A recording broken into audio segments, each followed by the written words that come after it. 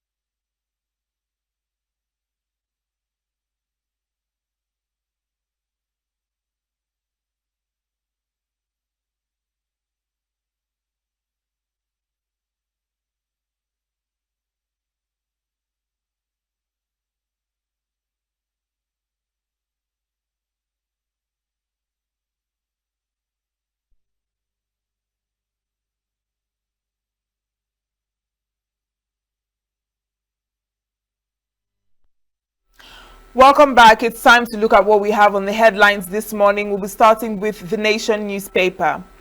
Now, the headline says, Edun building on reform gains for better results. Our goal. Cost of living pressures remain elevated, says NESG. Barrow receives Atiku's son into APC. It's his choice, says ex-VP. ASU, Konwa, hopeful on pact with federal government. Autonomy still an issue. Alafi rejects Olubadan's chairmanship of Oba's Council on page 5.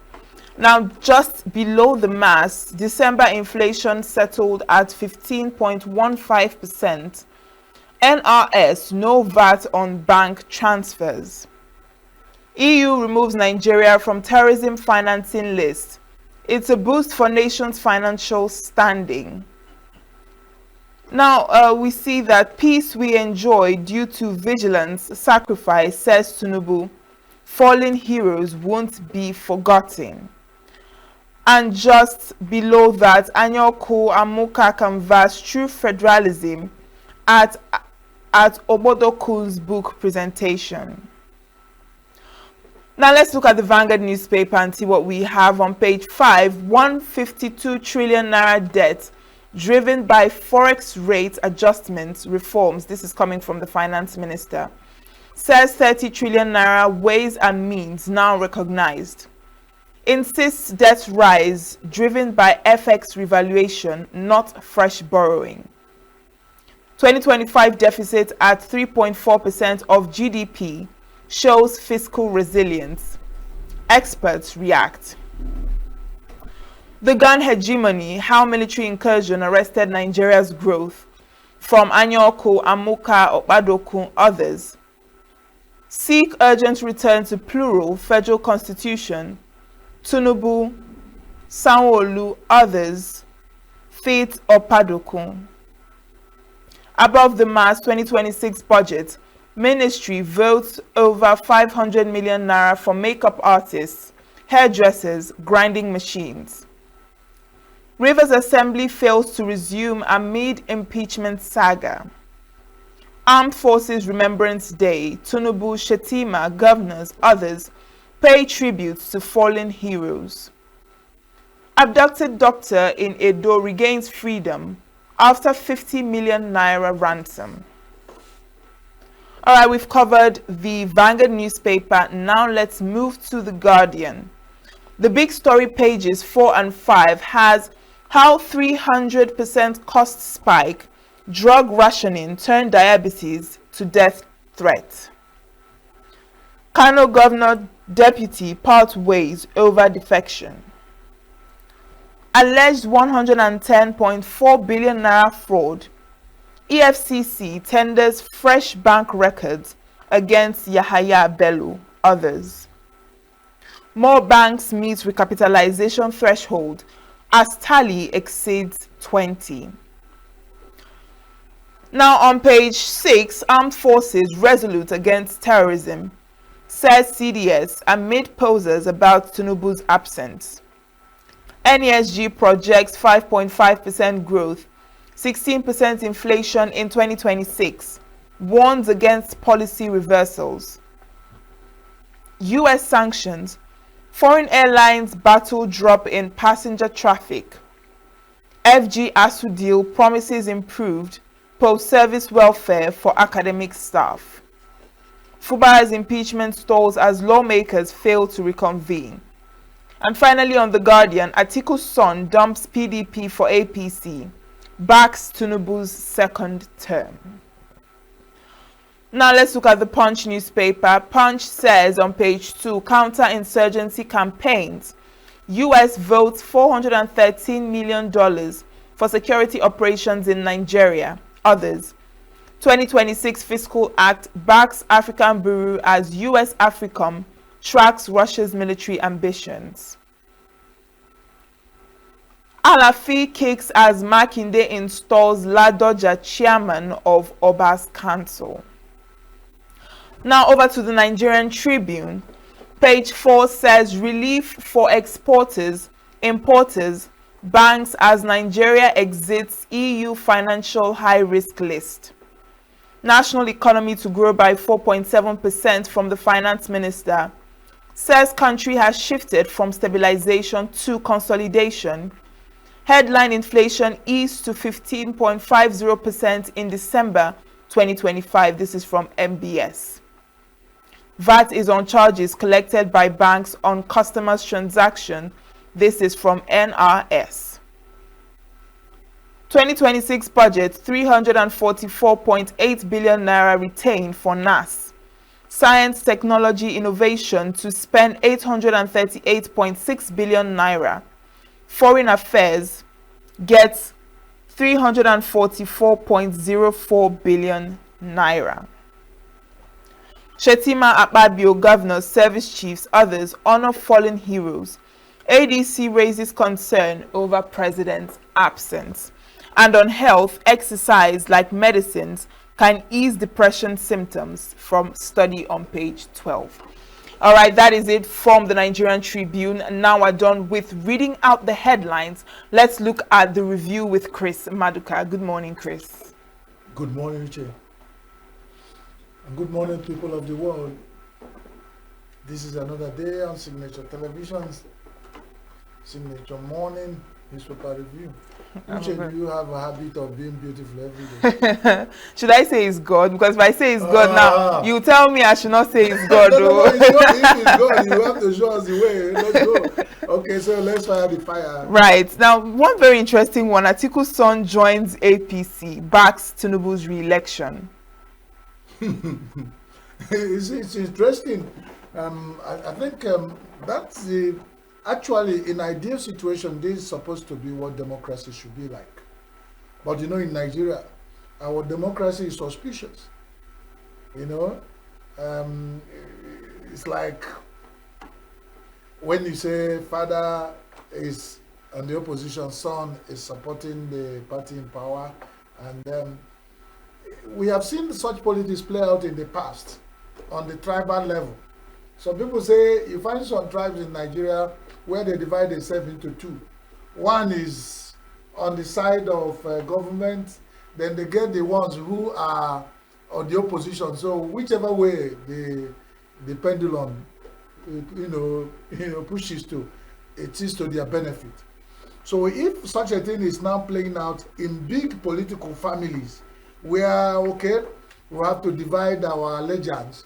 Who decides? If I am on the opposition, who will support the party in power? Who will be this side? So whichever way the family does not lose, whichever way it goes, is democracy. And his father said in a comment that is his choice. But not just that he's done PDP, he came out openly to declare that he's supporting a campaign for Tinubu's second term. That's actually where the game plan, becomes interesting. But you can never, if everything goes in this life, Kosi Sonia, how I want to do it, your choice cannot go. So like Debo said, Kosi Sonia. So we're watching the articles and see how they're going to come out of this political maneuvering, or whichever way it is. I don't think they are losing. The father has been the vice president of Nigeria, and for more indication, one of the richest men in Nigeria. The son is building, of course, on that structure of a rich family, political inheritance, and he's moving forward. So good luck. Good luck to them. Good luck to them. Now, Rivers Assembly fails to resume amid impeachment saga. Apparently, the impeachment has been stalled as the lawmakers fail to reconvene. In Igbo proverb of bone and silence, you said you cannot tell what is in the mind of a man who is crouching a bag across it and is pounding fufu. He won't say whether if he finishes pounding the otara, he will put in his bag, or when he finishes pounding the otara, he will throw it away.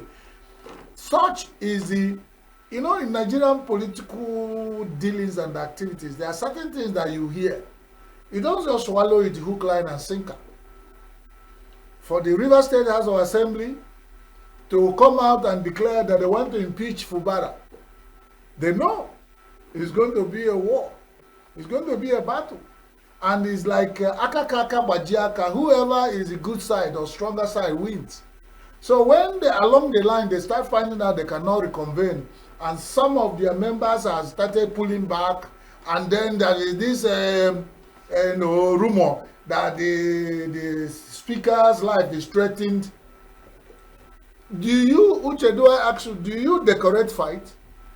For them to come all out, and it's all about fighting for political, who is in political control about. You join your governor, you all move to APC. Along the line, you say the governor is no more good, and whatever you want to plan that you want to impeach him. And my father says, life is good to anybody. So when anybody want to take yours, if you don't know what to do with it, swallow it to your stomach. So Fubara, as a sitting governor, as far as we know in the history of Nigeria to this moment, we want to protect himself with whichever means possible.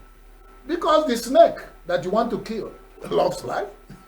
The man who wants to kill snake loves life. So let's see who comes out of it alive. But then the House of Assembly will now know that anything started in very wrong foundation will not last for long. You know, I don't want to be gender sensitive, but the proverb says that that is when a woman goes in, to do juju, it doesn't last forever. It's the one that the man does, because men have that whatever they feel that they are in control of the situation, that God has made man the head.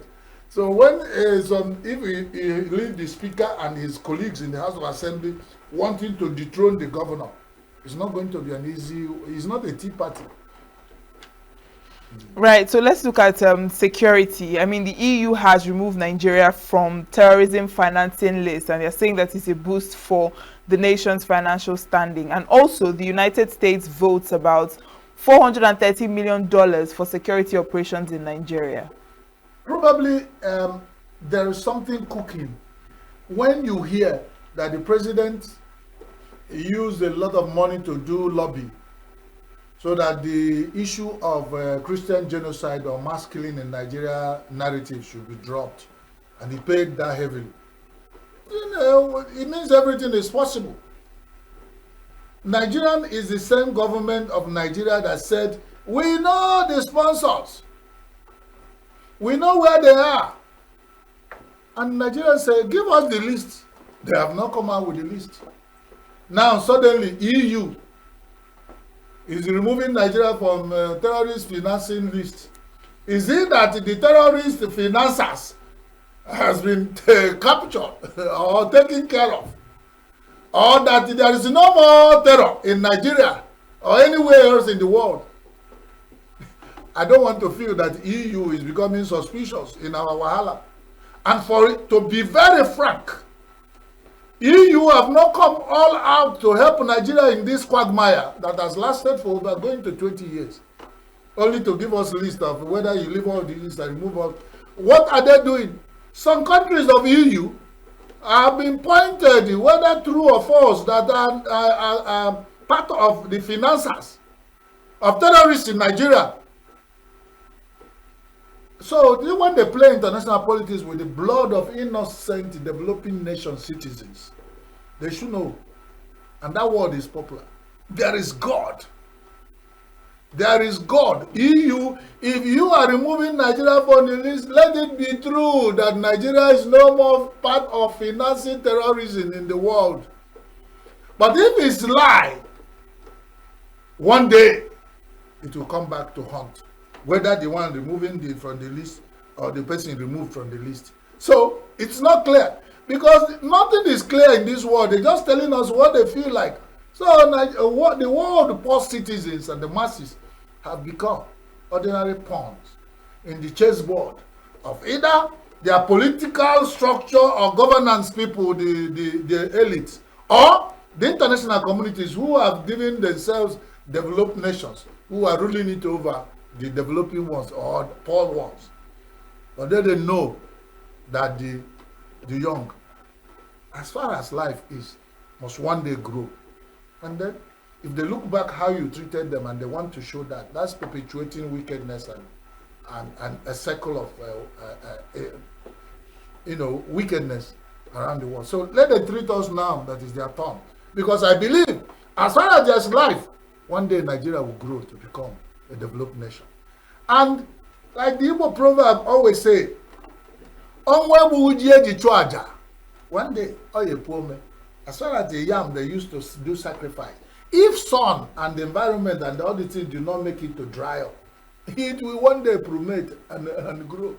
That is what I'm saying. Right. Now, NRS is saying that there is no VAT on bank transfers, and it further explained that VAT is on charges collected by banks on customers' transactions. Then the Ministry of Finance and Nigeria, a financial structure, allow banks with so much charges on customers, and they go at the back and take whatever the bank make from customers as tax, and they come out here to tell us that they are not taxing VAT or whatever. What are they talking about? Whatever they allow banks get from people, they go at the back and take. So it's give and take. The Nigerian financial structure cannot deny that they are not milking the poor people dry. If I buy two sweet with a transfer, I pay charge. The person I buy sweet from pay charge to bank. The Ministry of Finance go to bank and collect. So what's the difference? The multiplier effect of who collects from who and who. That's the final person, the masses of Nigeria, who do use these services are the ones paying. Call it any name, whether you VAT it or bat it or deck it or whatever, the people are paying tax. It depends on where you come. So what are you going to tell us? They are taxing VAT.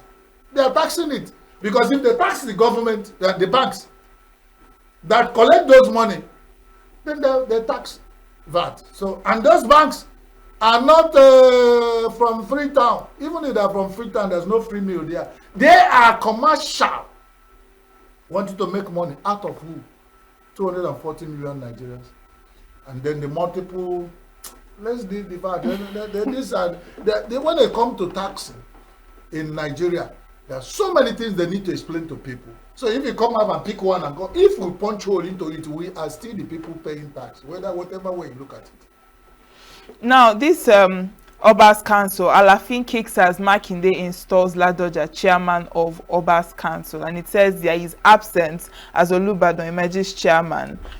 Whatever happened, like I use that proverb, if my dog and the dog of another man is fighting, let my dog bite that one to death. I'm ready to pay.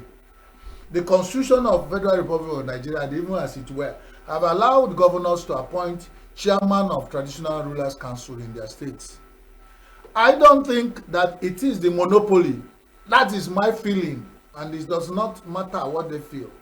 I don't think it's a monopoly of Alaafin to determine who the governor Makinde will make.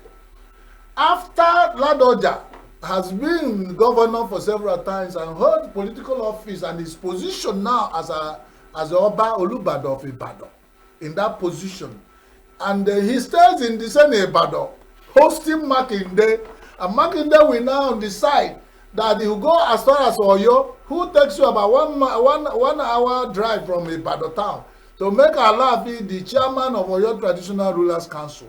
And then when they finish meeting in Ibadan, they will all go. Makinde and Olubadan, who is Ladoja, will still stay in Ibadan and talk about it.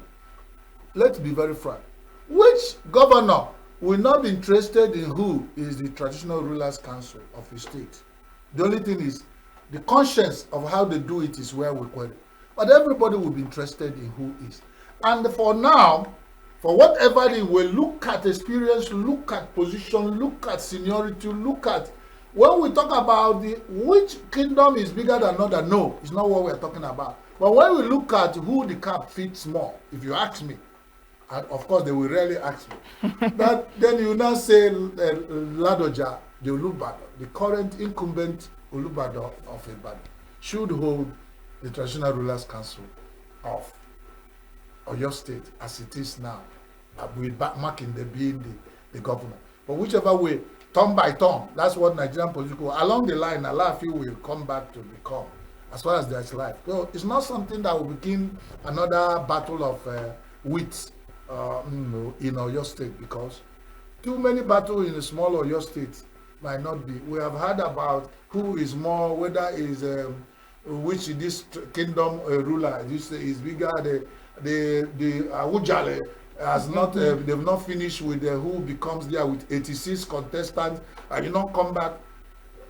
Who did this to us? We should be looking at what we do for us to have Ewa Agbado in essence, so that people can, and then they can do whatever. When these things are not in short supply, and you are talking about who is chairman, it doesn't make sense to an average Nigerian, and they will look at it as their fight. So that's about it, Che, and I know where I'm going now. Yes, you know where I'm going, because our time is up, so we have to wrap it up. Well, finally, before we go quickly, before God will bless us, and as we usually do, the heroes, the unknown soldiers and non-soldiers, we are honored again yesterday. And there's some people say our president wasn't there. but his vice was there to lay the wreath, the senator of fallen heroes of Nigeria. Now, the question for Nigeria, before I give you my last word, do we really honor the dead, people who have sacrificed their life to hold us as a nation? Or do we continue in activities that will make more people lay their lives for us to live and mess things up? Their spirits will continue to haunt Nigeria. They do not lay their life for nothing for Nigeria. They lay their life for a purpose. And that purpose for me and you to have a good life, to live in a nation where no man is oppressed. And if that is not done, all these ceremonies of every 15th of January will continue to be haunt to Nigeria, because we normally go and do some spiritual things that we do not care about. And they go back at the back, haunting us and causing trouble for us, and we don't call it. So that's about it. God bless you who have joined us this morning from every part of the world, which you always follow in Signature Television. Please continue to follow us, and God will continue to bless you. God bless you, Chair. God bless Signature Television. And God bless me too. But remember, God's blessings are meant for those who desire to be blessed. Of course. Thank you, Chris Maduka, for joining us on the review this morning. Remember to get the details of these headlines on the papers of today. Signature Morning will be back shortly.